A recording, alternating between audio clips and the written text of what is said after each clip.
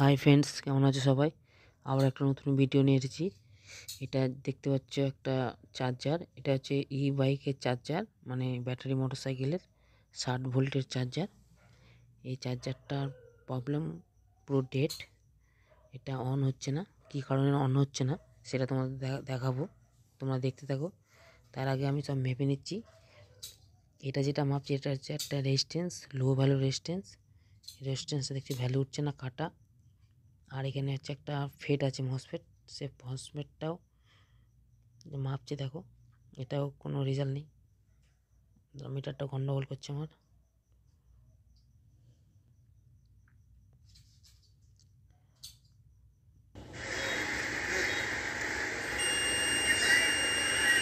মসফেটটা short আছে, দেখি দেখা যাচ্ছে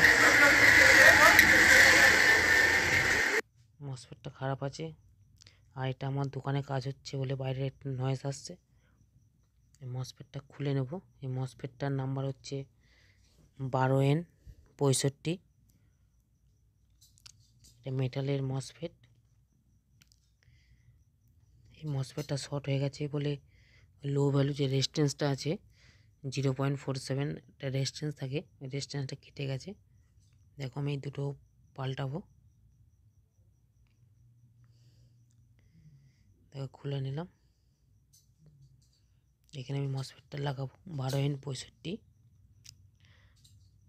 আমি যে এই মসফেটটা লাগাবো সেটা মেটালের নয়। তার আগে এখানে যে রেজিস্ট্যান্স আছে, লো ভ্যালু রেজিস্ট্যান্সটা আমি খুলে নেব, তোমাদের দেখাচ্ছি। দেখো এটা 1 ওয়াটের রেজিস্ট্যান্স, 0.47 রেজিস্ট্যান্সটা মনে রাখবে। 1 ওহমস নয়, 1 ওহমসের থেকেও কম, লো ভ্যালু একদম, হালকা একটা ফিউজ টাইপের থাকে। এটা 1 ওয়াটের। এই দুটো জিনিস শর্ট হয়ে গেছে পাওয়ারের। এই দুটো জিনিস পাল্টালে আশা করছি রেডি হয়ে যাবে। দেখো আমি রেজিস্ট্যান্সটা নিয়ে নিয়েছি, 0.47 রেজিস্ট্যান্সটা। আমার ভিডিও দেখে যদি কাজ শিখতে চাও, আমি প্রতি ভিডিওতেই বলি আমার পুরো কথাটা শোনো। কথাটা শুনলেই তোমরা রোগটা সলভ করতে পারবে। ভিডিও দেখে কিছু বুঝতে পারবে না, আমার পুরো কথাটা শোনো, তাহলেই হবে। রেজিস্ট্যান্সটা আমি ছেলে নিয়েছি। এটা লিডগুলো কেটে নেবো, যেটা লম্বা লম্বা লিড বেরিয়ে আছে।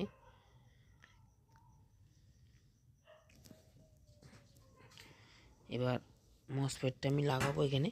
এটা প্লাস্টিকের, মেটালের নয়। এখন মেটালের পাওয়া যাচ্ছে না। এই মসফেটগুলো ভালো, হিটটা কম হয়, আর মেটালগুলো হলে হিটটা বেশি হয়। হিট সিঙ্কটা দিয়েছে, অসুবিধা নেই, কাজ হবে। তোমরাও লাগাতে পারো, কোনো টেনশন নেই। একই মসফেট, মেটাল আর নন মেটাল। এটা আমি স্ক্রু টাইটে ঝাল দিয়ে তোমাদের দেখাবো।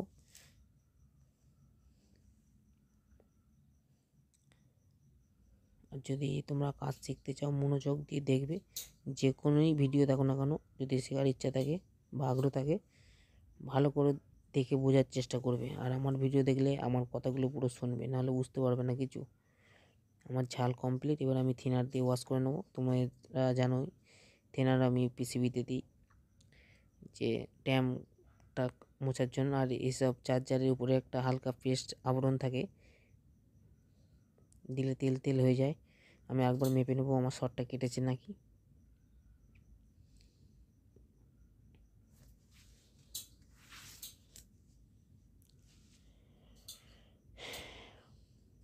এটা হচ্ছে আমার কন্ডেন্সারের এসি ভোল্ট, দেখলেই 376 ভোল্টের মতন আছে।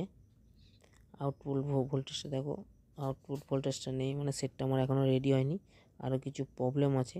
তার আগে মেপে নিয়ে আমার এখানে ছোট্ট একটা এসএমডি আইসি আছে।